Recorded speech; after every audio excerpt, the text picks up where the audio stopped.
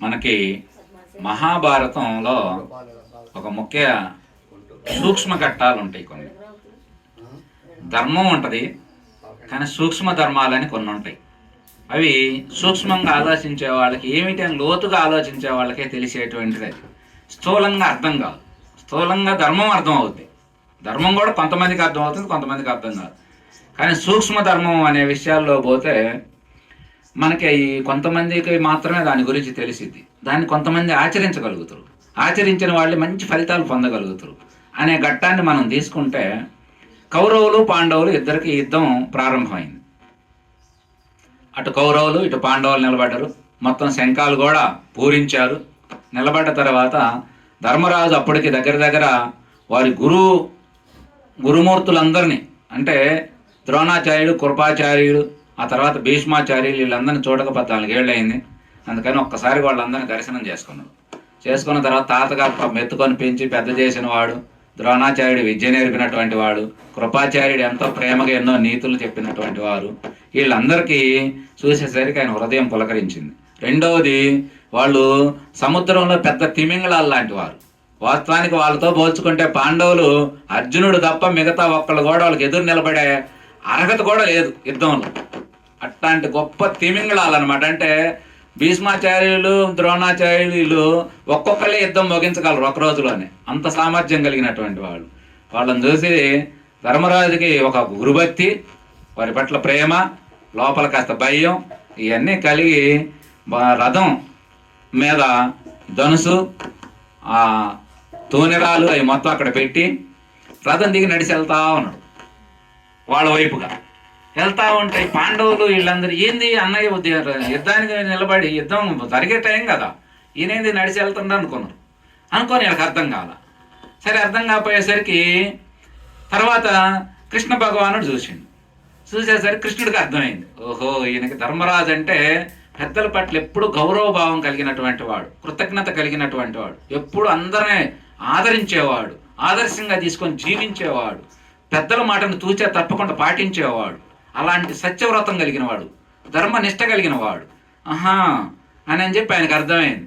ఈయన పెద్దల దగ్గరగా ఆశీస్సులు తీసుకోవడానికి వెళ్తున్నాడని నవ్వి ఆయన చిరునవ్వుతో అర్జునుడితో అన్నాడు, బావా ఎక్కడికి, అన్నయ్య ఏంది యుద్ధంలో ఇప్పుడు వెళ్తున్నాడు అంటే, మీ అన్నయ్య ఎందుకు వెళ్తున్నా నాకు తెలుసు, పదండి మీరు కూడా దిగండి అన్నాడు. బయలుదేరారు. ఈలో కౌరవులు వాళ్ళకి అర్థం కాక, ఇదేంది ధర్మరాజు ఇలా నడిచి యుద్ధాన్ని వదిలిపెట్టి ఆయుధాలను పక్కన పెట్టి నడిచి వెళ్తున్నాడు ఏమిటి అని చెప్పి ఆయన నడిచి వెళ్తాడు. దానికి తగ్గట్టుగా యుద్ధమేమన్నా ఆగిపోద్దేమో, లేకపోతే ఈయన యుద్ధమేమన్నా విరమించుకున్నాడా అని చెప్పి అర్థం కాక వాళ్ళందరూ ఏం చేశారంటే హేళన చేశారు. ఇదేమిటి, ఈయన నడిచిపోతున్నాడు ఏమిటి, యుద్ధం విరమించుకుంటా, చేతకాక ఏమైనా యుద్ధం, భయం వచ్చిందా మమ్మల్ని చూసి అని కర్ణుడు, దుర్యోధనుడు, ఇక కొంతమంది వాళ్ళ సహచర్యం అంతా కూడా ధర్మరాజు నడిచెళ్తుంటే హేళనగా చూస్తూ నవ్వుతా అదో రకంగా చూశారు. సరే, చూసిన తర్వాత ఈ ధర్మరాజు ముందు వెళ్తున్నాడు, తర్వాత పాండవులు, ఎందుకంటే అన్న ఏ నడకో తమ్ముడు అదే నడక, వాళ్ళది 5గురిది ఒకే నడక, ఒక చేయిలాగే ఉంటుంది తప్ప వాళ్ళది వేరుగా ఉండదుగా. కృష్ణుడు బయలుదేరి వెళ్ళాడు. అక్కడికి వెళ్ళి ఈయన ఎప్పుడైతే దగ్గరకు వస్తున్నాడో వాళ్ళందరూ వరుసన ఉన్నటువంటి రథాలు, పెద్దలందరూ కూడా, ఎందుకంటే ధర్మరాజు అంటే వాళ్ళకి గౌరవం ఉంది, అందరికి రథాల నుంచి కిందకి దిగారు. దిగితే ధర్మరాజు చెప్పులు ఇడిసి ముందు పోగానే మొట్టమొదటి వాళ్ళ తాతగారికి పాదాలకి శిరస్సు వంచి నమస్కరించిన తర్వాత ఆయన ఏమన్నాడు, విజయోస్మి అన్నాడు. ఇంకొక గంట అయితే ఆయన నేను చంపుకోవాలి, ఈయన ఆయన చంపుకోవాలి, కానీ ఆయన అభయం ఇచ్చిండు విజయోస్మి అని. చూడండి, అంటే ఎందుకు అక్కడ జరిగింది, ఇందులో సూక్ష్మం ఏమిటి, పెద్దవాడిగా, తాతగా, వృక్షాన్ని రక్షించిన వాడిగా, వీళ్ళందరినీ పెంచి పోషించిన వాడిగా ఆయన దగ్గరికి వెళ్ళి శిరస్సు వంచి నమస్కరించడం ఈయన ధర్మం. పెద్దవాడిగా మనోళ్ళు బాగుండాలనుకొని పెంచి ఆయన జీవితం మొత్తం వాళ్ళ కోసమే త్యాగం చేసిన వాడిగా నువ్వు విజయం సాధించాలని చెప్పడం ఆయన ధర్మం. కానీ గంట అయితే ఇద్దరు చంపుకోవాలి, ఇద్దరు, ఆయన ఏం చంపుతాడో ఆయన చంపుతాడో తెలియదు. చూడండి, ధర్మాలు, భారతీయ తత్వంలో ధర్మం ఎంత సూక్ష్మంగా ఎంత గొప్పగా ఉంటుందో ఆలోచించండి.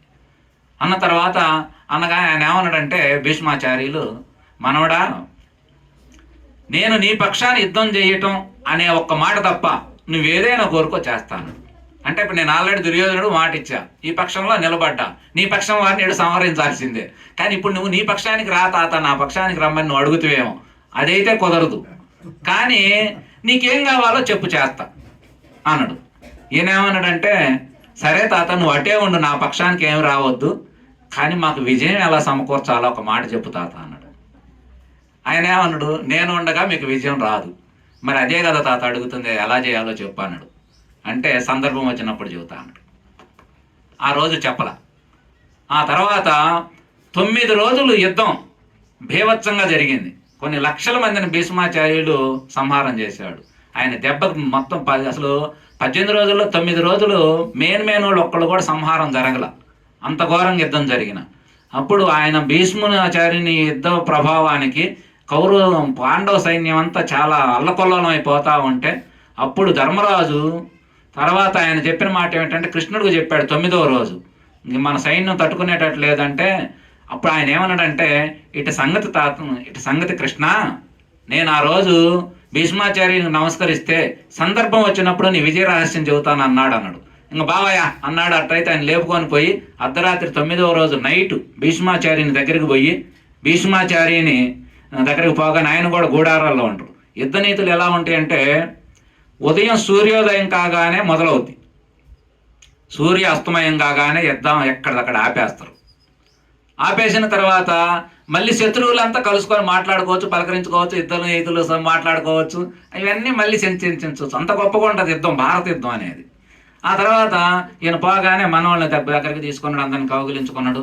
వాళ్ళ మందిరంలో పోగానే వీళ్ళందరూ వస్తే ఏమిటంటే చెప్పారు రహస్యం ఏముంది.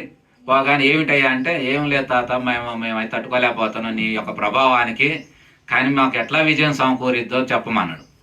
ఏమి లేదయ్యా సమకూర్చడానికి, నేను శిఖండి అనేటువంటి ఉన్నది దుష్టదుమ్మనుని యొక్క అన్నగారు, ఆ యొక్క శిఖండి అనేది కనుక నాకు ముందు నిలబడ్డట్టయితే నేను యుద్ధం చేయను.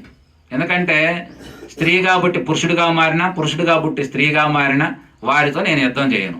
అప్పుడు నా ఆయుధం అనేది విడిచిపెడతా, అప్పుడు వెనక నుంచి అర్జునుడి చేత కొడితే కింద పడతా. నేనుగా ఆయుధం విరమించడం, యుద్ధం మానేయటం, వెనుక తిరగటం అనేది నా జీవితంలో లేదు. కానీ ఆ కారణం చేత అయితే జరిగిద్దని ఎవరు చెప్పగలరు? మరణ రహస్యాన్ని చెప్పి మనవాళ్ళకి విజయం కట్టబెట్టగలిగినటువంటి భీష్మాచార్యుడు ఎంత గొప్పవాడంటే అంత గొప్పగా ఉంటుంది ఆయన నీతులు కానీ, ఆయన సత్యవ్రతం కానీ. అట్లాంటి మహానుభావుడు రహస్యం చెప్పి తర్వాత ఆయన అర్జునుడు శిఖండిని ముందు పెట్టి అర్జునుడు కొట్టడం అదంతా జరిగింది. తర్వాత ఇదే ముందు ఘట్టంలోకి మనం వచ్చి చూసుకున్నట్టయితే, ద్రోణాచార్యుడు ఈయనకి నమస్కారం అయిపోగానే మళ్ళీ ద్రోణాచార్యుని దగ్గరికి వెళ్ళి నమస్కరించాడు.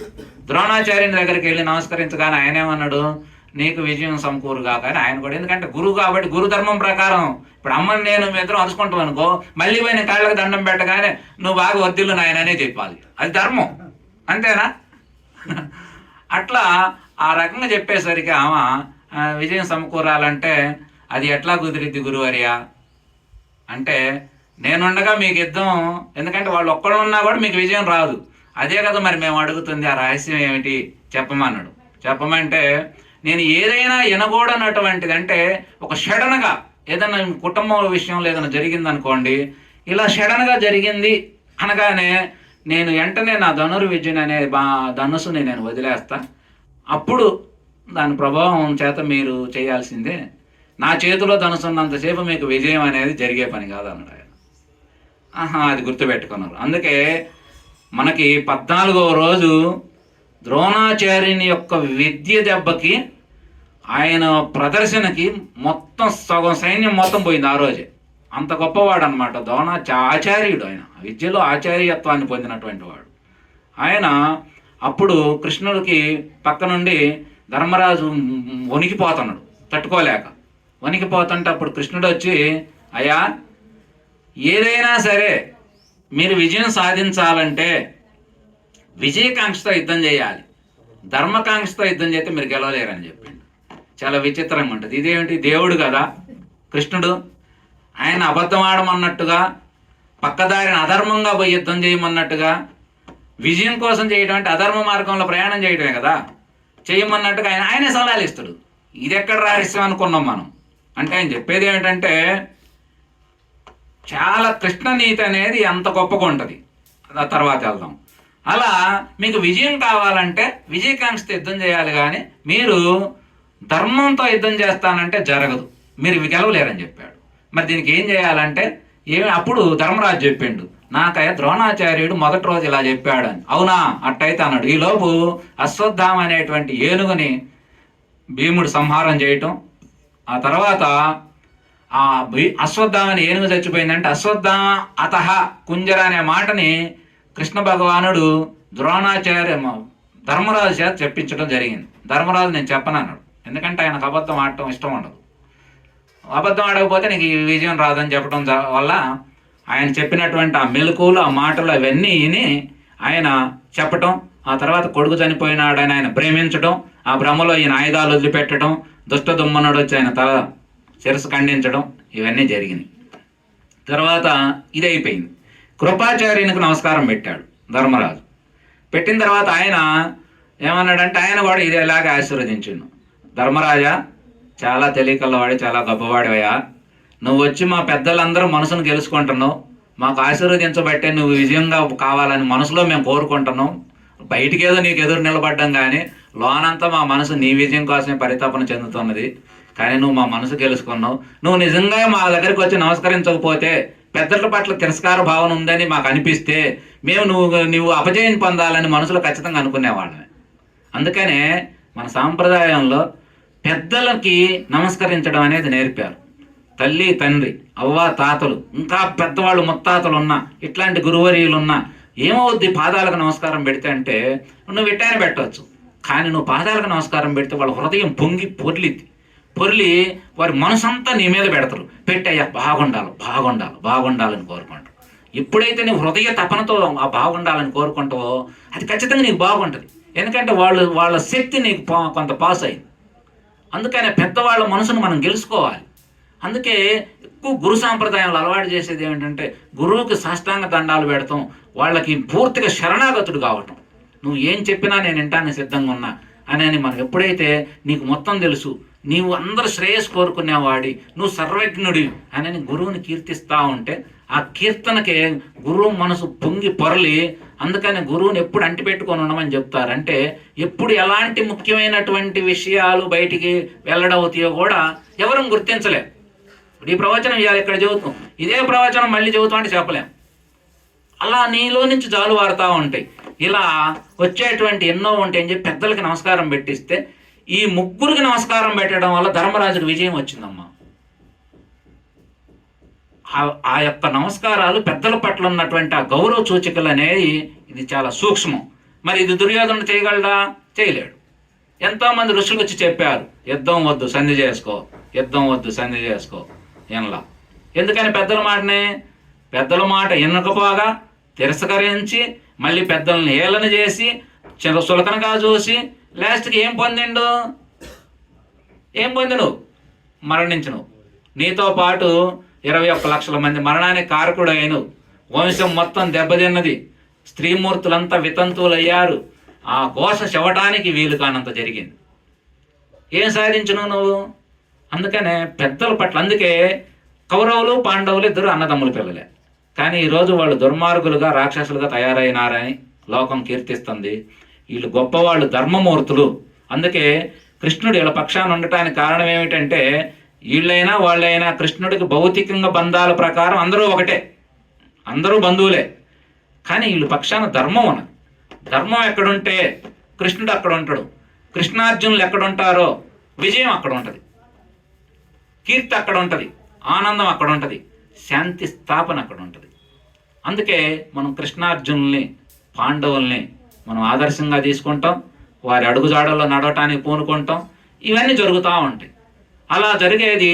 అందుకే మనం ధర్మం అనేది మనకు చాలా ప్రధానమైనది. ఇక ధర్మంలో ఉన్నటువంటి రహస్యాలు ఏమిటనే విషయాన్ని మనం పోతే, కృష్ణుడు ఇందాక మనకేం చెప్పారు? నువ్వు విజయకాంక్షతో యుద్ధం చేయవయ్యా, ధర్మం కోసం ధర్మంతో యుద్ధం చేస్తే మీరు గెలవలేరని చెప్పాడు. ఈ మాట స్వయంగా శ్రీకృష్ణ భగవానుడు చెప్పిన మాటే. కానీ ఏమిటి ఆయన ఉద్దేశం అంటే, ఆయనే మనకి కర్ణపర్వంలో ఉన్న రహస్యం ఒకటి చెప్పాడు. ధర్మం గెలవాలంటే అధర్మం ద్వారా పోయి అయినా సరే ధర్మాన్ని గెలిపించాలి. అది కృష్ణుని లాజిక్. అసలు ఆ లాజిక్ ఎవ్వరికి అర్థం కాదు. సత్యం విజయ పదంలో నడవాలంటే నువ్వు అసత్యం ద్వారానైనా ప్రయాణం చేయి, కానీ సత్యం గెలిపేయటమే ధ్యేయంగా ఉండాలి. అది లెక్క. ఆ రహస్యం అది చాలా కొద్ది మందికి అర్థం అవుతుంది, అందరికి అర్థం కాదు. ఈ రహస్యాన్ని ధర్మరాజుకి అర్జునుడికి ఇద్దరికి ఒక సందర్భంలో బోధించడం జరిగింది.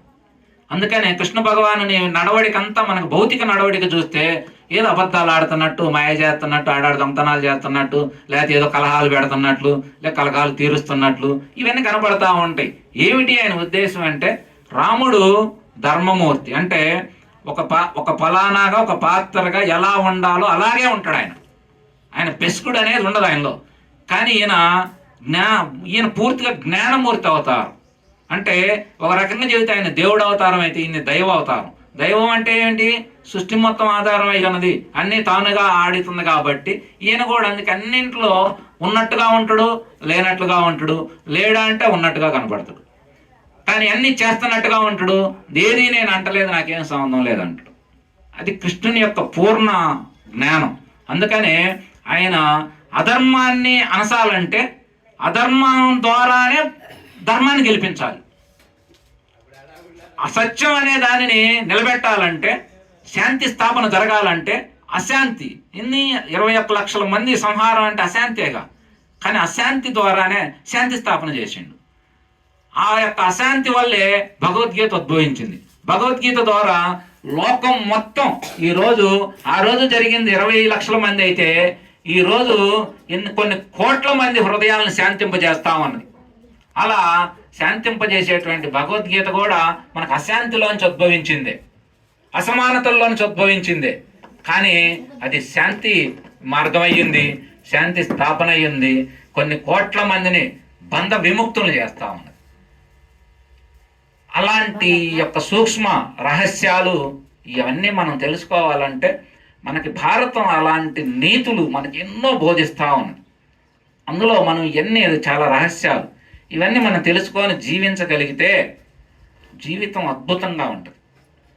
ఇవన్నీ విన్నట్టుగానే ఉంటాం, చూసినట్టుగానే ఉంటాం, చెప్పినట్టుగానే ఉంటాం. కానీ అది ఏది మన జీవితానికి అనువాదం జరగట్లా. ఎవరు మాటలుగానో చూస్తాం, ఏదో చెప్పారులే అనుకుంటాం, ఏదో చూశారులే అనుకుంటాం.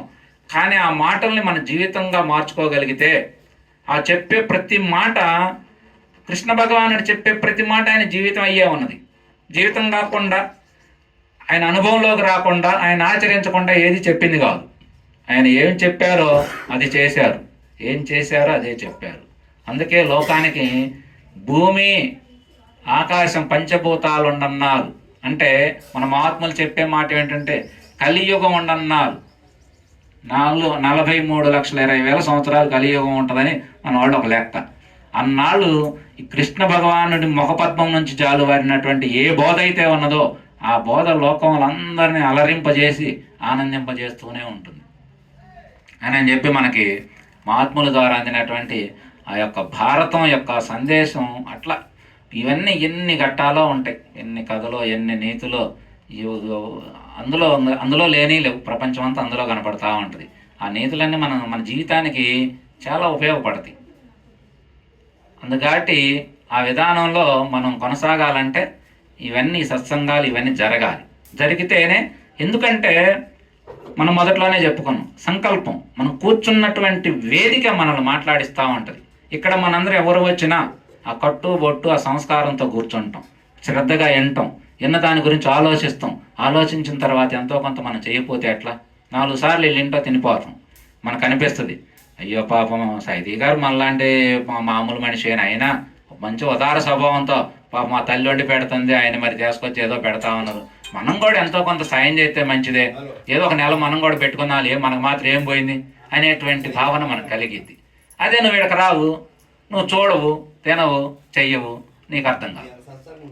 అందుకని సత్సంగాల వల్ల ఇంత ప్రయోజనం ఉంటుంది. అందుకని మహాత్ములు చెప్పే మాట 100,000 మంది కూర్చొని చేసే సత్సంగం కాదు.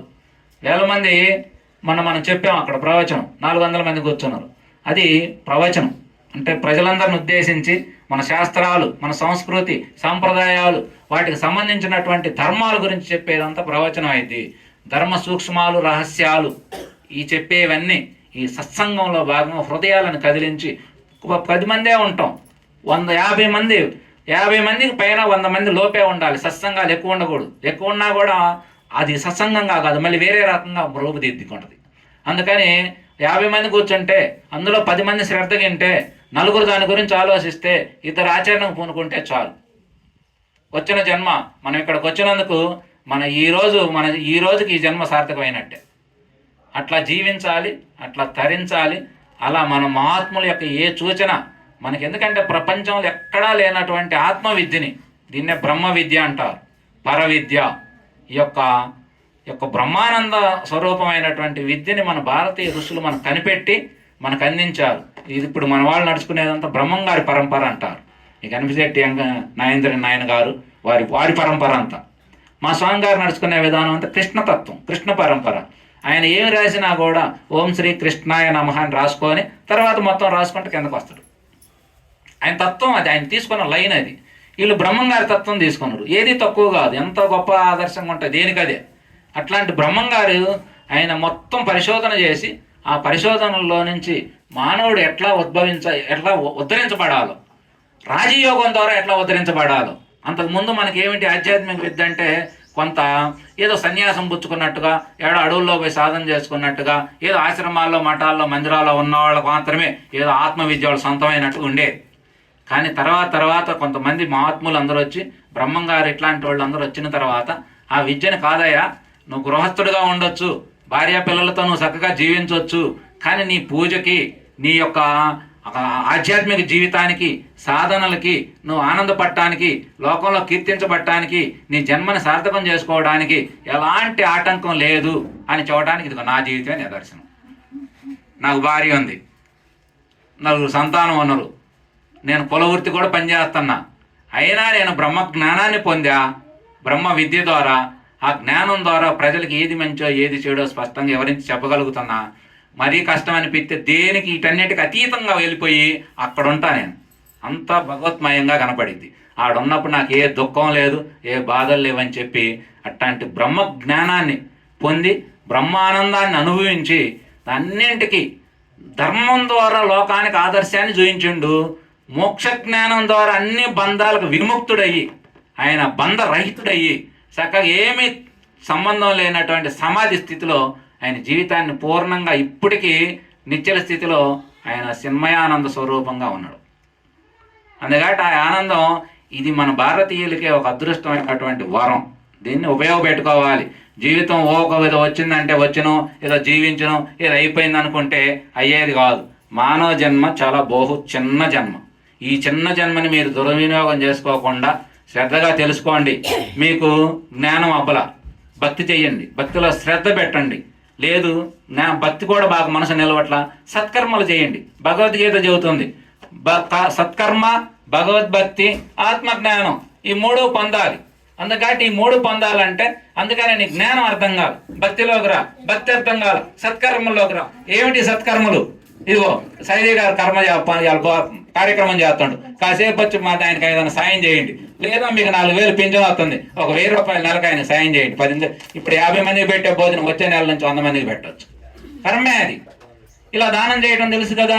భగవంతుడు మనకి ఇచ్చినటువంటి దానిని ఏదైనా పరోపకారం కోసం మనం ఎంతో కొంత పాటుపడటమే మన జీవిత పరమార్థం అని చెప్పి మహాత్ములందరూ తెలియజేస్తా ఉన్నారు. కాబట్టి ఆ విధానంలో నెల చుట్టుపక్కల మీరు కూడా ప్రచారం చేయండి. ఎందుకంటే ఆయన పిలిచినా మీరు పిలిచినా అందరం కూర్చొని ఇక్కడ ఒక వేదిక, ఆయన ఏదో భగవంతుడు ఆయనకు ఒక వరం ఇచ్చిండు, ఆయన అందుకున్నాడు. దానిని మనందరం కూడా కలిసి దీనికి అంత పెద్దదిగా రోజు నెలకి కనీసం ఒక 40-50 మంది కూర్చోగలిగితే మీరంతా అదృష్టవంతులు అవుతారు. ఈ ఒక మంచి వాక్యాలు మీకు తెలియదు, ఎందుకంటే పాయసంలో ఉన్న తెడ్డుకి దాని రుచి తెలియనట్లుగా మీకు అర్థం కాదు. కానీ మీరు ఎనంగా చూడంగా తినంగా మీకు తెలియకుండానే మీలో బోలెడు మార్పుని మీరు చూసేస్తారు. మేమందరం సొత్తమొద్దును, ఏమీ రాదు, మీలాగే ఉన్నాం. కానీ ఈరోజు ఎంతో కొంత జ్ఞానాన్ని పొంది ఈ మంచి వాక్యాలు మా మొగతో మేమే వింటూ మీకు వినిపించగలుగుతున్నాం అంటే ఏమున్నది చెప్పండి. మా చేసిందల్లా ఒకటే, దాని పట్ల జిజ్ఞాస కలిగి ఉండటం, దాని కోసం నువ్వు ఎప్పుడు కూడా పరితపన చెందటం, దానికోసం నువ్వు పని చేయటం, ఆ విధానంలో నువ్వు నడుచుకుంటా ఉంటే ఆ రోజు అక్కడ ఉన్నవాళ్ళు ఇవాళ ఇక్కడ కూర్చున్నాం, ఏడున్నవాడు ఏదో ఒక రోజు అది కాడు కూర్చుంటాం. ఆ స్థానం రావాలంటే మనందరం కూడా ఆ విధానంలో నడుచుకోవాలి. అలా నడుచుకుంటే మన జీవితం తరించిద్ది. అందుకని మీరు అందరూ కూడా ప్రయత్నం చేసి మన సైరీ గురువు గారికి ఆర్థికంగా, మానసికంగా, శారీరకంగా సాయం చేస్తా ఈ మాసారం మండలం అనేటువంటి గ్రామంలో మనం రానున్న రోజుల్లో కొద్ది పెద్ద కార్యక్రమాలుగా పెంచుకోవడానికి ప్రయత్నం చేద్దామండి. ఎండాకాలం అవకాశం ఉంటే అసలు రోడ్డు మీదే కార్యక్రమం సాయంత్రం పూట మరి కార్యక్రమం మన యలమంద గారు వారి దంపతులు ఇందాక పుణ్య దంపతులు ఇద్దరు ఇంటికి ఫోన్ చేశారు, మీరు మా ఇంటికి రావాల్సిందేనండి, టీ తాగిపోవాలో అని. ఎంత గొప్ప దంపతులో, ఎంత ఆదర్శంగా దంపతులు ఉన్నారో, శివపార్వతులు లెక్క ఉన్నారు వాళ్ళు. అందుకని చెప్తామ్మా నీ ఇష్టం, ఎప్పుడు పెడదాం ఇప్పుడు పెడదాం కార్యక్రమం అంటాను. అందుకని మనం ఒక నెల చూసి గ్యాప్లో రోడ్డు మీద చక్కగా పెట్టాలి. ఎందుకంటే ఇతరులు బోధ ఎక్కువైంది, మీ అందరికీ తెలుసు. మన బోధలు తగ్గుతున్నాయి. ఆ బోధల ప్రకారం మనం ముందుకు సాగాలంటే మనలో ఉన్నటువంటి మంచితనం, గొప్పతనం, మన గ్రంథాలు ఏం చెబుతున్నాయి, మన శాస్త్రాలన్నింటి మనం విపులంగా చెప్పుకొని మన దేవాలయాలు, మన కుటుంబ వ్యవస్థ ఇవన్నీ మనం ప్రజలకు వివరిస్తా ఇతరుల వల్ల వచ్చే ప్రాబ్లమ్స్ అవన్నీ మనం చెప్పుకుంటూ ముందుకు సాగుతూ ఉంటే మనకి బోధ అనేది చాలా అవసరం. బోధ లేదనుకోండి, చెప్పేవాళ్ళు లేకపోతే ఏమంటారు చెప్పండి, మార్గదర్శనం. అందుకని అవతల వాళ్ళు వృద్ధి చెందుతా ఉన్నారు. యువత పరమతాలు అంటే వాళ్ళు బోధల వల్లే 24 గంటలు ఒకటే బోధిస్తా ఉన్నారు. బోధించినప్పుడు ఏమవుద్ది, ఇనంగా మారిపోతూ ఉంటాం తెలియకుండా. అందుకని మనం కూడా బోధలు పెట్టుకోవాలి. మనం కోటేశ్వరులం. వాస్తవానికి జ్ఞానంలో మనకున్నటువంటి జ్ఞాన సంపద కోటేశ్వర సంపద. అట్లాంటి సంపదని మనం వాడుకోవట్లా. ఇప్పుడు అన్ని వండాడు పెట్టుకుంటాం, ఏమీ తినం, ఉపయోగం ఏముంది? అట్లాగే మనకి బ్రహ్మ విద్య అనేది భారతీయులకు సొంత ఆస్తి. అట్లాంటి సొంత ఆస్తిని ఇట్లాంటి గురువుల ద్వారా మనం వినము, సక్రమంగా తెలుసుకోము, మన జీవితానికి అనుసంధానం చేసుకోము, మనం ఆ ఆనంద అనుభూతిని అనుభవించము. అందుకని ఇవన్నీ మనం చేసుకోవాలి. పెద్ద వయసు వాళ్ళు మీ అదృష్టం బాగుండి, ఇందులో 2 రకాలు ఉంటాయి, అదృష్టం, దురదృష్టం. ఒకటి రావటం అదృష్టం, వచ్చినా సరిగ్గా వినియోగించుకోకపోవడం దురదృష్టం. అదృష్టం దురదృష్టం 2 పక్కనే ఉన్నాయి, కలిసి బొమ్మ బోల్స్ లాగా.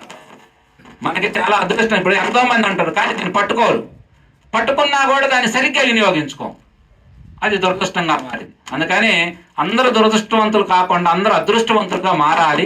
మన యొక్క కార్యక్రమాలు ఇవన్నీ పెంచుకోవాలని కోరుకుంటూ మరి యొక్క కార్యక్రమాన్ని నేను ముగిస్తున్నాను. హరి ఓం తత్సత్ సర్వం స్వార్పణం.